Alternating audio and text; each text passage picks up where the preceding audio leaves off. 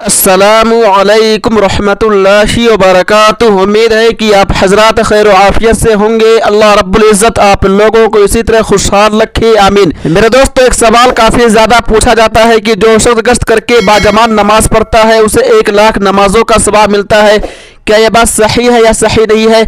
इस बारे में दारुल उलूम देवबंद का फतवा क्या कहता है, आइए बगैर किसी तमहीद व ताखीर के जान लेते हैं, सुन लेते हैं। सवाल। उम्मीद करता हूँ कि आप तमाम हजरात बखैर होंगे। क्या फरमाते हैं हजरात मुफ्तियान किराम मसले ज़ैल के बारे में?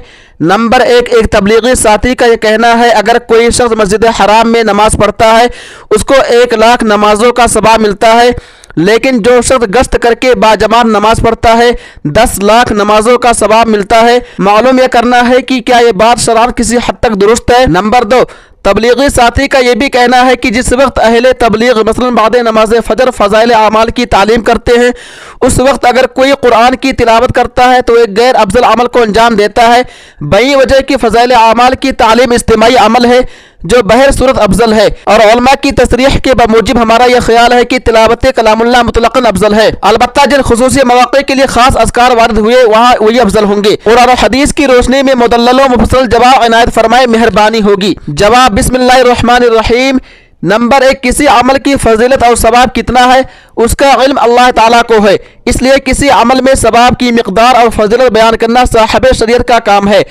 बस जिस अमल की फजीलत या सवाब नस से साबित वो तो सही है। मसलन खाने काबा में नमाज अदा करना 1 रकात 1 लाख रकात के बराबर है, यह हदीस में मज़कूर है, और गश्त करके नमाज पढ़ने से 10 लाख नमाजों का सवाब मिलता है, इसका कोई सबूत नहीं है। बस ऐसी गैर साबित बात नकल करने से भी एहतराज करना चाहिए। नंबर 2, आमाल सालिहा में कौन सा अमल अफजल है और किसके लिए अफजल है उसकी तायीन शारिअ अलैहिस्सलातु वस्सलाम का हक है। कोई इंसान अपनी अक्ल और क़ियास से अफजल व मफजूल की तायीन नहीं कर सकता।